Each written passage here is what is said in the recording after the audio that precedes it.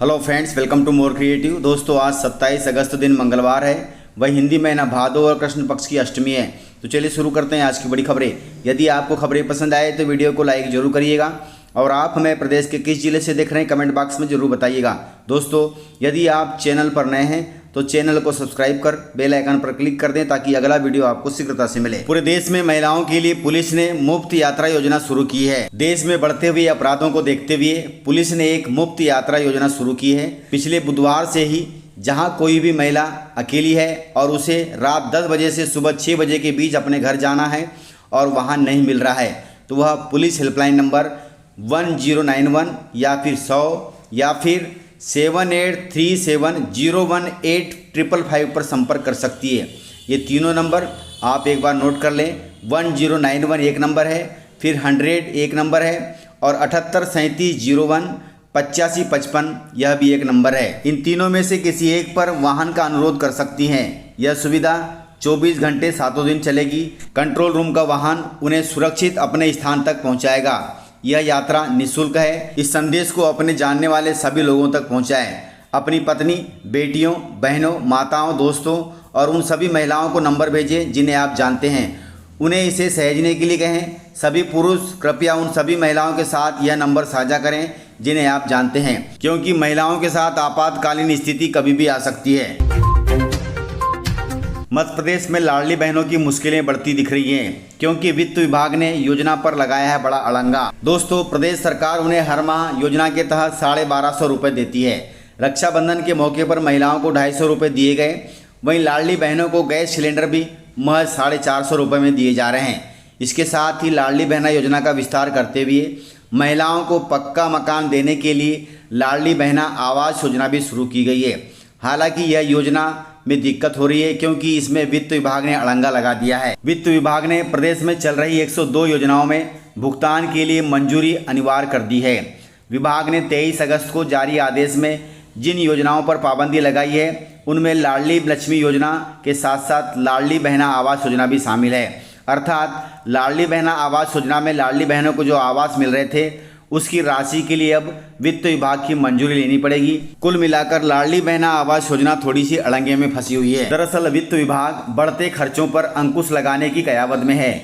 यही कारण है कि विभाग ने राज्य सरकार के विभागीय अधिकारियों को बिना अनुमति के किसी भी योजना पर भुगतान नहीं करने के निर्देश जारी किए हैं। वहीं ग्रामीण विकास विभाग की मुख्यमंत्री लाडली बहना आवास योजना भी उन 102 योजनाओं में शामिल है जिनमें भुगतान में मंजूरी अनिवार्य की गई है।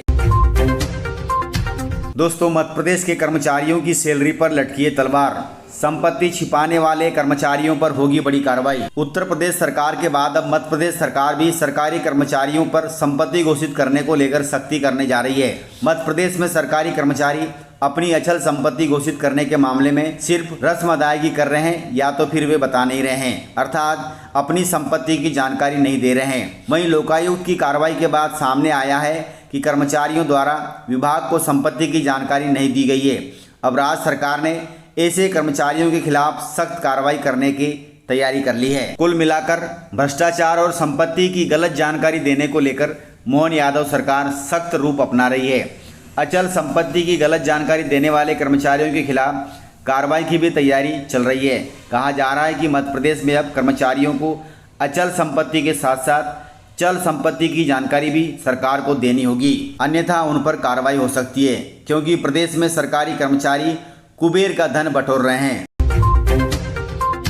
दोस्तों, छतरपुर जिले से खबर है। छतरपुर जिले में आरोपी शहजाद की कोठी पर चला बुलडोजर तो सिंधिया जी ने भी दी है कड़ी प्रतिक्रिया। छतरपुर के कोतवाली थाने में पुलिस पर पथराव के बाद आरोपियों पर हुई बुलडोजर कार्रवाई का कांग्रेस ने विरोध किया है। अब इस पर केंद्रीय मंत्री ज्योतिरादित्य सिंधिया ने भी कड़ी प्रतिक्रिया दी है। ग्वालियर पहुंचे सिंधिया जी ने कहा कि हर जन कल्याण के कदम का कांग्रेस हमेशा विरोध करती है क्योंकि कांग्रेस ही जन विरोधी है। दोस्तों, आपको बता दें कि सिंधिया जी सोमवार को ग्वालियर पहुंचे थे और जब उनसे पत्रकारों ने छतरपुर में बुलडोजर की कार्रवाई को लेकर सवाल किया तो उन्होंने करारा जवाब दिया। सिंधिया जी ने कहा कि कांग्रेस भ्रष्टाचारियों की वकालत करती है, अत्याचारियों की वकालत करती है, महिलाओं के विरुद्ध अत्याचार करने वालों पर भी वकालत करती है। पश्चिम बंगाल, कर्नाटक में देख लो आप, जहां जहां कांग्रेस की सरकार है वहाँ पूर्ण रूप से अत्याचार का शासन चल रहा है और जहाँ न्याय का शासन चल रहा है वहाँ कांग्रेस का विरोध जारी है और इसी के चलते कांग्रेस की दुर्गति हो रही है।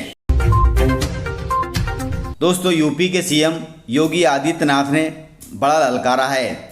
उन्होंने कहा है कि बटेंगे तो कटेंगे, एक रहेंगे तो नेक रहेंगे, अर्थात उन्होंने हिंदुओं को नसीहत दी है। यूपी के सीएम योगी आदित्यनाथ ने कहा कि हिंदू अगर बढ़ जाएंगे तो कट जाएंगे, ध्यान रखिएगा। उन्होंने कहा कि राष्ट्र तब सशक्त होगा जब हम एक रहेंगे, नेक रहेंगे। उन्होंने कहा कि आप देख रहे हैं बांग्लादेश में क्या हो रहा है, वहाँ पर हिंदुओं की क्या दुर्दशा हो रही है। ये गलतियाँ भारत में नहीं होनी चाहिए। योगी आदित्यनाथ ने कहा कि राष्ट्र से ऊपर कुछ भी नहीं हो सकता और राष्ट्र तब सशक्त होगा जब हम एक रहेंगे। यदि हम बढ़ गए तो कट जाएंगे, एक रहेंगे तो नेक रहेंगे और सुरक्षित रहेंगे और समृद्धि की पराकाष्ठा पर पहुंचेंगे।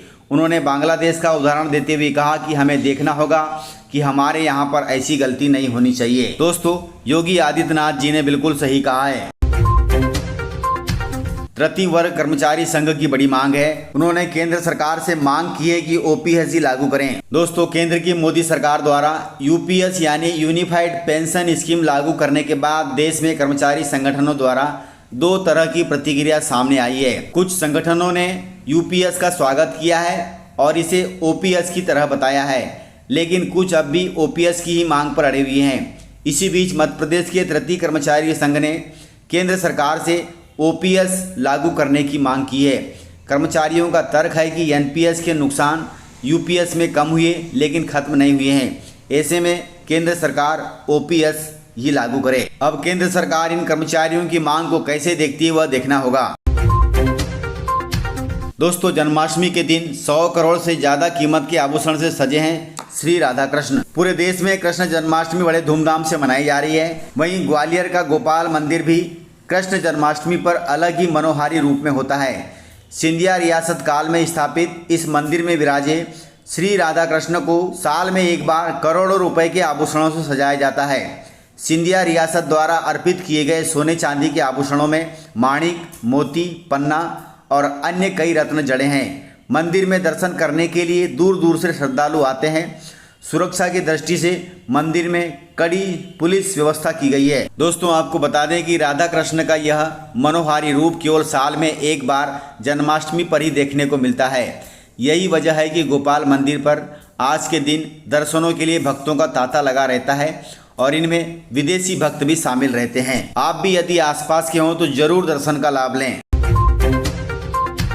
दोस्तों, जन्माष्टमी पर मुख्यमंत्री मोहन यादव ने बढ़ाए मदद के हाथ। उन्होंने केरल और त्रिपुरा को दी है 20-20 करोड़ रुपए की आर्थिक सहायता। मध्य प्रदेश के मुख्यमंत्री मोहन यादव ने केरल और त्रिपुरा में आई बाढ़ की भयावह स्थिति को देखते हुए दोनों राज्यों को 20-20 करोड़ रुपए की आर्थिक मदद देने का ऐलान किया है। श्री कृष्ण जन्माष्टमी के पावन अवसर पर यह घोषणा करते हुए मुख्यमंत्री ने कहा कि इस मुश्किल घड़ी में मध्य प्रदेश की जनता इन दोनों राज्यों के साथ खड़ी है। उन्होंने बाढ़ पीड़ितों के प्रति अपनी संवेदनाएं भी व्यक्त की हैं। दोस्तों, आपको बताते चले कि पूरे देश में भयानक बारिश ने बाढ़ से तबाही मचाई है, जिसका ज्यादा असर केरल और त्रिपुरा को हुआ है। इन दोनों राज्यों की मदद के लिए केंद्र सरकार ने भी कुछ राशि दी है, वहीं मध्य प्रदेश सरकार ने भी दी है। इस प्रकार से जानकारियां थी। तो मिलते हैं सर अगले वीडियो में, तब तक के लिए जय हिंद, जय भारत, जय मध्य प्रदेश।